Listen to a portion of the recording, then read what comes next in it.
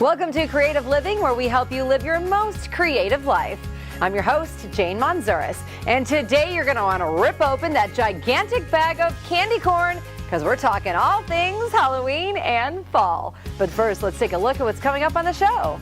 It's that time of year again when the pumpkins take over. So get ready for a pumpkin-inspired craft that will add a fun touch to your fall decorating. We'll visit a company ready to give you your dream kitchen. And a DIY napkin ring made out of hot glue. Stick around for that and so much more on this episode of Creative Living.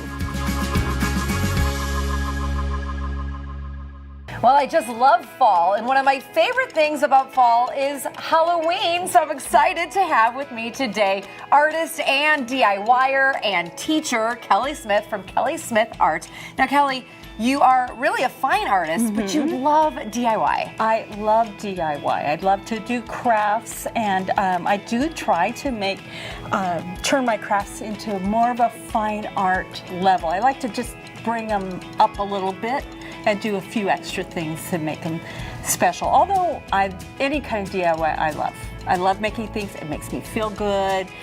I feel like it's a free psychiatrist. It really is. It kind of gets you in that whole meditative state, kind of in flow, and you're creating something. This is why I love to make.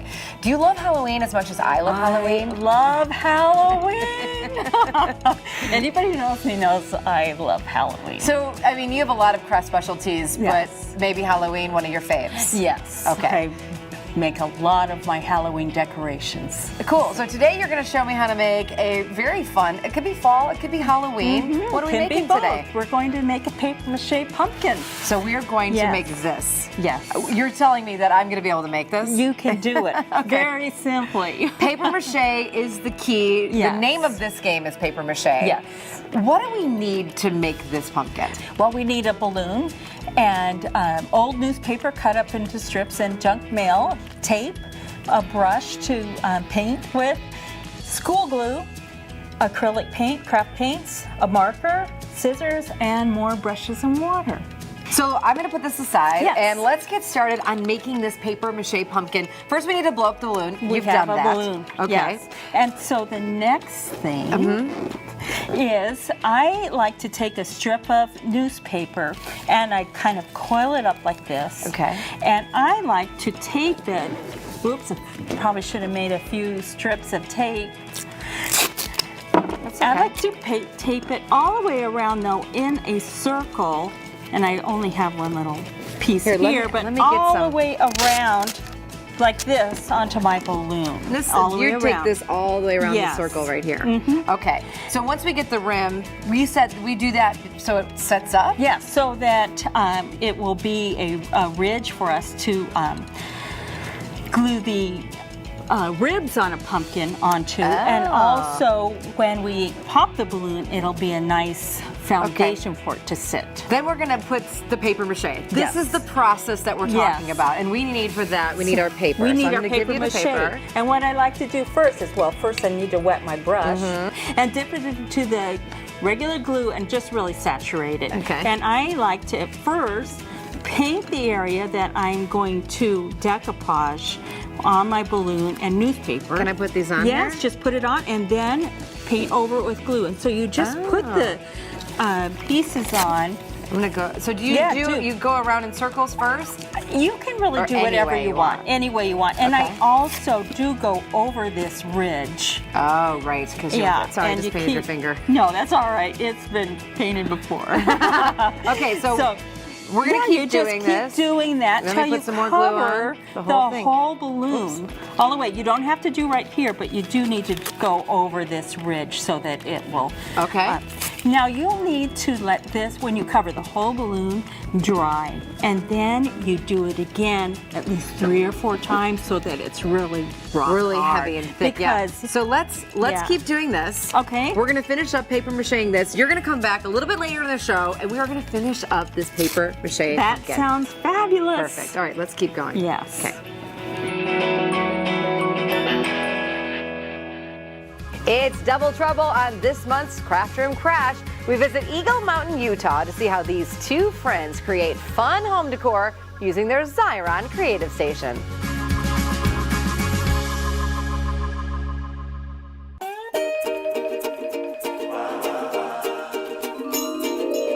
This is Craft Room Crash, and I'm in Eagle Mountain, Utah, outside the home of DIYers Midge and Madge. Now, these partners in crafting crime say that 2 is more fun than 1. So let's go crash their craft room and find out what Midge and Madge are making today. Hey, Hey, Jane! Hi, girls! Hey! Do you want to come in and see the craft room? I do! We should do it then. Let's do it! Whoa! This is where the magic happens. Here it is! Oh my gosh! We like to call ourselves an online crafty talk show. So we either review things or make things or just chit chat and tell you some of our favorites, ask what your favorites are. This room is so organized for a craft room. The craft room is at my home. Midge just lives about 20 seconds away, just across the street. Do you actually use this right here? You know what? Okay, I really would like to learn. We've been friends since we were 5. We started going to scrapbook retreats together. This is how they check for lights. Sometimes we're not what people expect, but I think it just puts a unique spin on what we do. I cannot wait to get to it with you guys. What are we making today? We are making a seasonal wood plaque with our Xyron Creative Station light. First, we're going to take a design that we have cut out with our die cut machine. Snip, I love this. Midge and Madge mingle with Jane. And we're going to run it through the Xyron Creative Station light. So anything even this small can have adhesive stuck to the back of it. Oh yeah. Yes. This is so cool. I just want to stay in the guide, so just pull it back a little bit like that. Of course I do. And then we're going to place the design on our wooden plaque. Place and I'm stick. I'm just guessing here. Yeah, it's okay. And the thing is that we can move it if we need to. You ever make a mistake in crafting? There are no mistakes in crafting. It's just a bonus step. Next, we're going to make some paper flowers. Okay, now we're going to make our foam squares that we're going to use to put the flowers on our plaque. We're going to pull it out of here. And so one side has repositionable, one side has permanent. Yes. The permanent is what's going to stick on the bottom of the flower. Yes. And the reposition goes on to the wall. Very good. good. The light bulb moment. Okay, now we got to stick them on. Yes. Yes. Okay. Look at you, she's jumped. She is. Wait. Oh, that's the one I already stuck on. I gotta check this out. There we go. Jam with Jane. Isn't that cute? And anybody can do this. Thank you so much for having me in your craft room. You are so welcome, and you need to come back and craft with us again. Believe me, I will be back. Thank you so much to the dynamic duo, Midge and Madge. Now we all know how to make a customized wood plaque. And that is what Midge and Madge are doing in their craft room. What are you doing in your craft room? I'll see you next time. Bye. Craft Room Crash is brought to you by Xyron. Holds down everything except your imagination. There's more to come on Creative Living. Make way for Frankenstyle this Halloween. I'll show you how to take a few crafting items and turn your little one into a most fashionable monster. And a super easy DIY craft that will add a touch of whimsy to your fall table.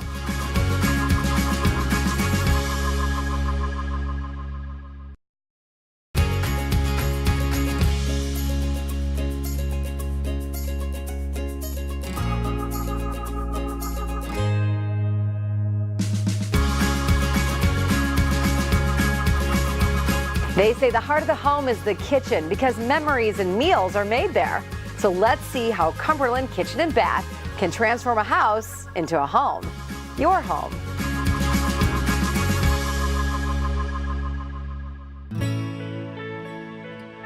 Cumberland Kitchen and Bath Design Center is a design build company. That means we design and then we manage a project from start to finish. When a potential client comes in, they're in the beginning stages of the kitchen and bath remodel.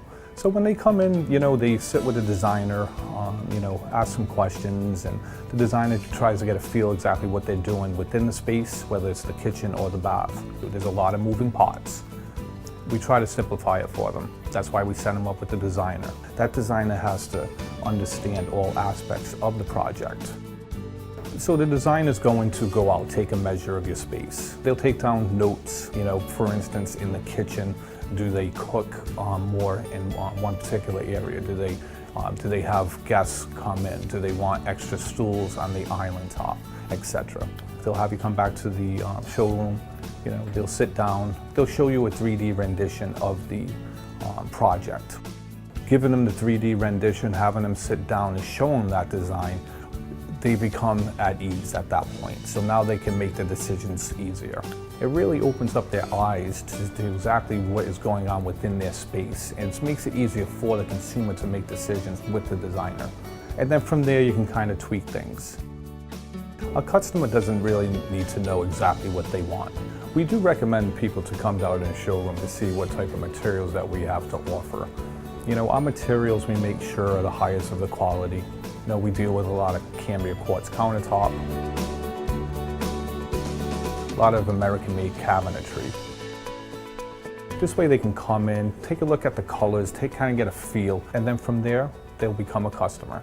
The designer throughout the process is making sure that they plug all the cabinetry, countertop,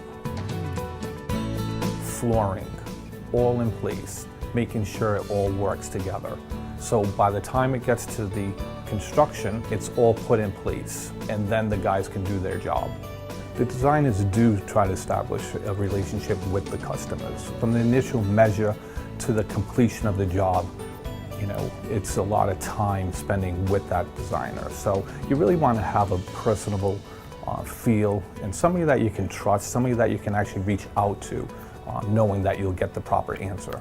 Communication is very important with the customer and the company that they do business with. You know, so we do communicate throughout the project. We manage the project, and it's very important that the customer does know exactly what's going on from the start to the finish. What makes Cumberland Kitchen so special is we really care about the customer. We make sure that we work tirelessly to make sure that the project gets done on time, the quality is there, and the customer is happy in the end.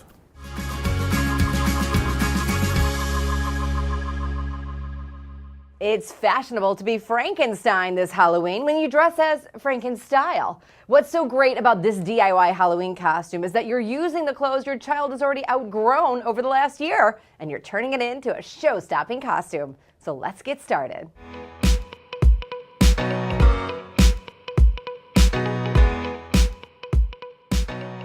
You'll need a pair of old jeans, sneakers, a blazer or jacket, green socks, a thick rope, a 1-gallon milk carton, green paint, silver pipe cleaners, silver or gray buttons, black fuzzy fabric, cotton batting, a glue gun, and scissors. Now this costume only needs a little DIY TLC, so let's start from the top and work our way down. To make Frankenstyle's head, cut a milk carton so the base becomes the top of the head and it fits like a cap. I'm using a Sharpie to get the shape before I cut it out. Next, pick your favorite shade of Frankenstein green and paint the cap green. Now, while that's drying, measure and cut some fuzzy fabric to glue on for the hair. And using silver metallic pipe cleaner, cut a few small pieces to use as scars on Frankenstyle's head. And use the backside of buttons as his bolts. Glue it all on the cap and set aside. You can use a blazer your child already has in the closet that's too short in the sleeves as Frankenstyle's jacket.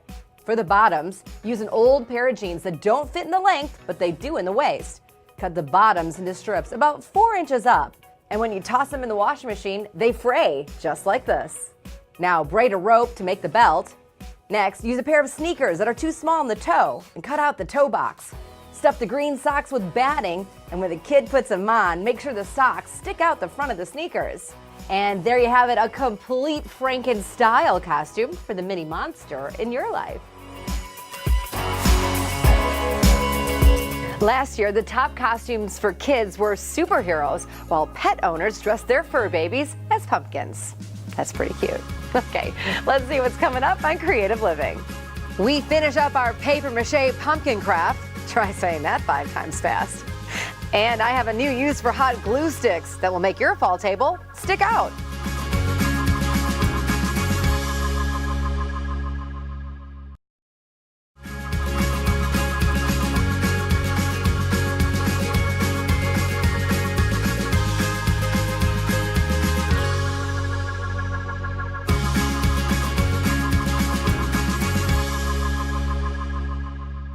We are back with Kelly Smith to finish up our paper mache pumpkin. Kelly, this is what we started earlier in the show, and this is 4 layers of paper mache. Yes. And this is dry. This is thoroughly dry, rock hard as a solid. rock. Okay, so what do we do next? The next thing we have to do is pop it. Ah. Pop it. So get ready. I got to close my eyes. Okay, there we go. And so you can see it's all nice and smooth in there. I love that. that. So our next thing is to form ribs on the pumpkin. And so I scrunch up a bunch of newspaper and kind of tape it together so it forms a rib. And then from the bottom of it is when I start taping it on. Okay, so do you have one that's sort of ready to go with more ribs on it? I do. I have one kind of started here. And so this is the way I like to do it. I like to kind of put it down the bottom here. And this is why this ridge is important. Not only does it make it lay flat, but it also helps me tape on these ribs. And then I want to tape on each side of it all the way up so my glue won't go into there and it will be nice. I'm going to help you. Normally you don't get a helper. No, I don't. You just try to balance and it. you're kind of going crazy. Yeah. But this is awesome and perfect. So the tape and the newspaper is really the foundation of this paper mache pumpkin. Yes, it is. And then you just glue on top of this tape. And you do more paper mache. Yeah. So you'll do more paper mache on top of this. So I'm gonna let you keep taping. Maybe give one over here. What I find so interesting about all of this, it's a balloon. We have that at home. It's newspaper. We have that at home. We're about to throw it away. Right. And it's tape. So it's just simple things you have around the house. Yeah. But once this is all ridged up, or ribbed up. Ribbed. Yes. Once we've got all the ribs on the pumpkin, we're going to do more paper mache. Exactly. We just start doing the same thing as we did on the original pumpkin, all over these ribs. And we're going to cover this how many times? 3 to 4 times and let it completely dry so that it's really hard. Yeah, but, and these pieces of newspaper aren't going to be squishy. No, they're going to soak up the glue and become really hard. Okay, great. So once this is dry, what's our next step? Our next step is to add a stem. Yes. And so what I do is just take some junk mail, coil it, glue it together with a hot glue gun. I cut off the end of the slant so it looks like it naturally came off the plant. And then I use scissors and cut these little ends so that I can glue it on there real bit and have surface. I kind of tear them off when I feel like it's too tall or something. And then you're going to tape this literally just use the tape and put it on all over and and this is really going to give it that feel that it's a pumpkin. Yes. Okay. So once we get that taped, and that's so cool because we're using old mail. Yes. We paint it because this one is a step ahead of everything. Yeah. It's red. It's red. I like to use red as the base because as we're layering on colors, it'll make it a deeper, richer, more vibrant color. Once it's painted red, we're gonna mix in some of the orange, and that's how we get our true color. Right. And so I like the base of this one so we can see what it looks like. But here it is, painted red with now you've mixed in other colors. Yes. And so I start with the red. Then I go with a slightly darker orange, and then I keep adding lighter oranges. And then finally, at the very end, I use a complementary color of purple, but very, very light with a lot of white in it to be a natural highlight. I love that. Contrast. This is where the fine artistry comes through with Kelly Smith. Kelly, once the final gloss is on it, everything is dry, you're going to add in the leaf. Yes. What a great, cute project. Thank you so much for sharing it with us. You're welcome. It was my pleasure. Absolutely. For complete, detailed instructions, just head to our website.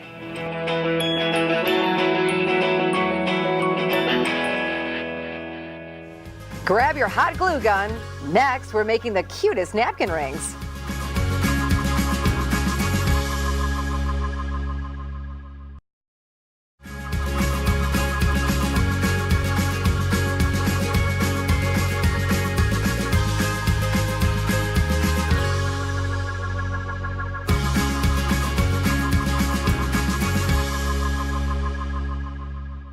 You're already gonna wow your guests with your Thanksgiving turkey, but make an even bigger impression with your table setting. Today, we're talking napkin rings. Traditionally, they're made from silver or wood, glass, and porcelain. But today, we're going to make them from glue. So let's get started.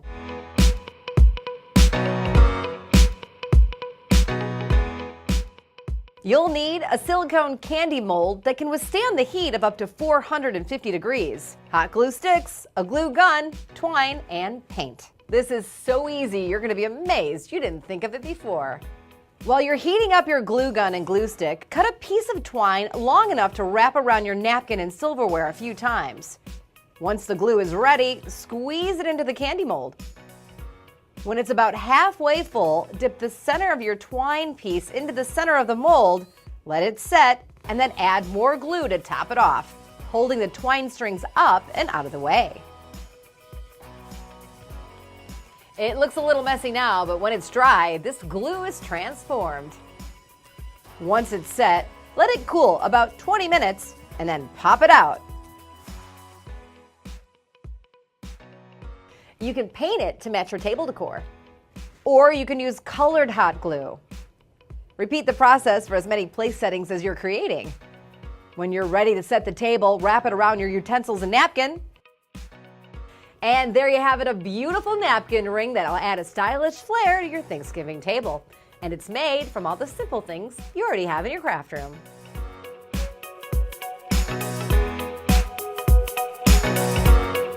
Thanks so much to Kelly Smith for showing us how to make these adorable paper mache pumpkins. Here's a cute idea for all that leftover Halloween candy. You'll need small lollipops, mini boxes of candy, and wrapped rolled candy like Smarties. And of course, a low-heat glue gun. Glue the lollipop stick to the back of the candy box so it looks like a head is sticking out. Then glue Smarties to the box to make arms and legs. You can use other leftover candy as well. Just let your imagination soar. And you'll have some great fall decor, or better yet, Halloween-inspired Christmas ornaments. Talk about switching up the holidays. Thanks so much for joining us on Creative Living, where we merge everyday life with imagination. I'm Jane Manzuris, and I'll see you next time.